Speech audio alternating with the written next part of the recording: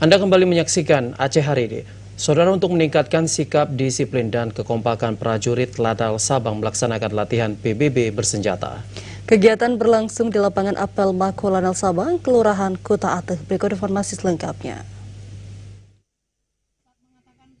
Komandan Lanal Sabang Kolonel Laut PRD Sunario memerintahkan agar prajurit Lanal Sabang terus mengisi kegiatan yang bermanfaat untuk meningkatkan profesionalisme personil. Salah satunya dengan latihan PBB bersenjata dan bongkar pasang senjata. Ia menekankan tujuan latihan PBB untuk menumbuhkan sikap jasmani yang tegap dan tangkas, rasa disiplin, serta tanggung jawab. Selain itu, latihan PBB juga bertujuan untuk menumbuhkan rasa kebersamaan dan kekompakan, meningkatkan daya konsentrasi, dan melatih solidaritas.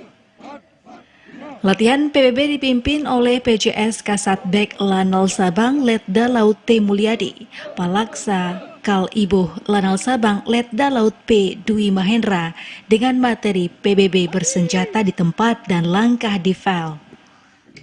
Kegiatan dilanjutkan dengan latihan bongkar pasang senjata laras panjang jenis SS1 Pindad sekaligus pembersihan dan perawatan rutin dipimpin oleh PJS Kasat Malanal Sabang Peltu Bah Purnomo dibantu Sertu Komrido dan Kopda APM Deni.